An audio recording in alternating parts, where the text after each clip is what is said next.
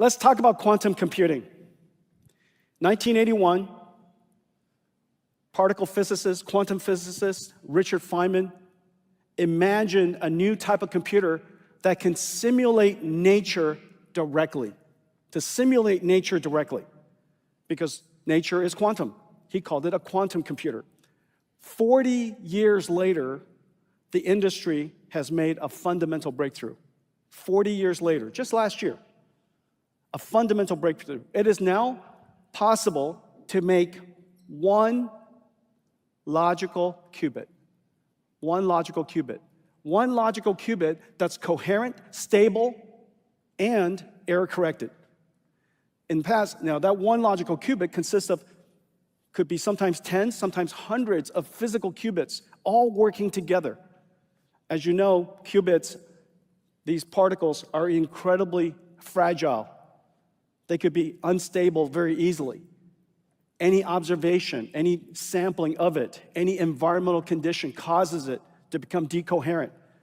And so it takes extraordinarily well-controlled environments, and now also a lot of different physical qubits for them to work together and for us to do error correction on these, what are called auxiliary or syndrome qubits, for us to error correct them and infer what that logical qubit state is. There are all kinds of different types of quantum computers: superconducting, photonic, trapped ion, stable atom, all kinds of different ways to create a quantum computer. Well, we now realize that it's essential for us to connect a quantum computer directly to a GPU supercomputer so that we could do the error correction, so that we could do the artificial intelligence calibration and control of the quantum computer, and so that we could do simulations collectively, working together, the right algorithms running on the GPUs, the right algorithms running on the QPUs, and the two processors, the two computers working side by side. This is the future of quantum computing. Let's take a look. There are many ways to build a quantum computer. Each uses qubits, quantum bits, as its core building block. But no matter the method, all qubits, whether superconducting qubits, trapped ions, neutral atoms, or photons, share the same challenge. They're fragile and extremely sensitive to noise. Today's qubits remain stable for only a few hundred operations, but solving meaningful problems requires trillions of operations. The answer is quantum error correction. Measuring disturbs a qubit, which destroys the information inside it. The trick is to add extra qubits, entangled, so that measuring them gives us enough information to calculate where errors occurred without damaging the qubits we care about. It's brilliant, but needs beyond state-of-the-art conventional compute.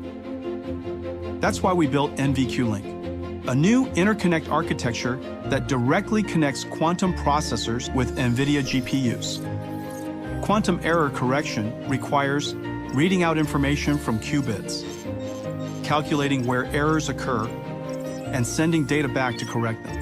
NVIDIA is capable of moving terabytes of data to and from quantum hardware, the thousands of times every second needed for quantum error correction.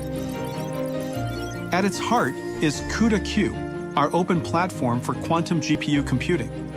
Using NVIDIA and CUDA-Q, researchers will be able to do more than just error correction. They will also be able to orchestrate quantum devices and AI supercomputers to run quantum GPU applications. Quantum computing won't replace classical systems. They will work together, fused into one accelerated quantum supercomputing platform.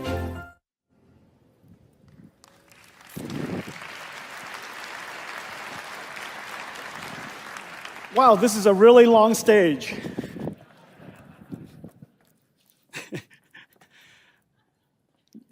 You know, CEOs, we don't just sit at our desk typing. This is a physical job. So today we're announcing the NVIDIA Link. And it's made possible by two things. Of course, this interconnect that does quantum computer control and calibration quantum error correction, as well as connects two computers, the QPU and our GPU supercomputers, to do hybrid simulations. It is also completely scalable. It doesn't just do error correction for today's number of few qubits. It does error correction for tomorrow, where we're going to essentially scale up these quantum computers from the hundreds of qubits we have today to tens of thousands of qubits, hundreds of thousands of qubits in the future. So we now have an architecture that can do control, co-simulation, quantum error correction, and scale into that future. The industry support has been incredible. Between the invention of CUDA-Q, remember, CUDA was designed for GPU, CPU, accelerated computing.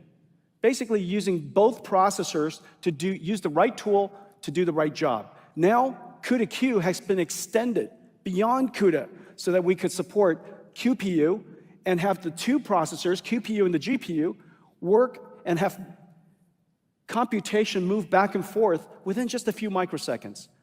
The essential latency to be able to cooperate with the quantum computer. So now CUDA-Q is such an incredible breakthrough adopted by so many different developers. We are announcing today 17 different quantum computer industry companies supporting the NVIDIA link. And I'm so excited about this, 8 different DOE labs, Berkeley, Brookhaven, Fermi Labs in Chicago, Lincoln Laboratory, Los Alamos, Oak Ridge, Pacific Northwest, San Diego National Lab. Just about every single DOE lab has engaged us, working with our ecosystem of quantum computer companies and these quantum controllers so that we could integrate quantum computing into the future of science. Well, I have one more additional announcement to make. Today, we're announcing that the Department of Energy is partnering with NVIDIA to build 7 new AI supercomputers to advance our nation's science.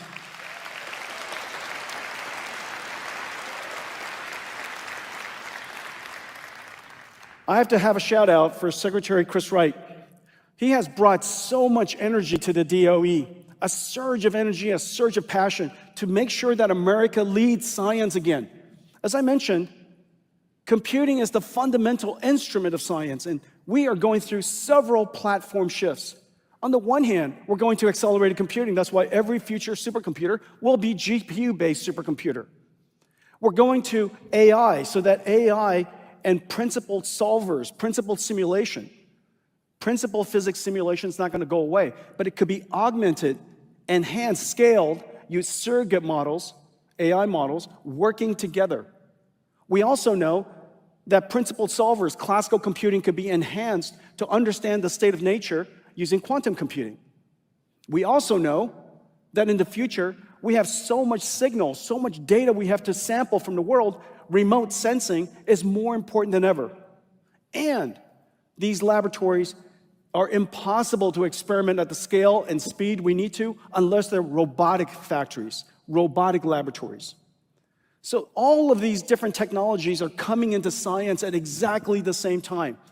Secretary Wright understands this, and he wants the DOE to take this opportunity to supercharge themselves and make sure the United States stay at the forefront of science.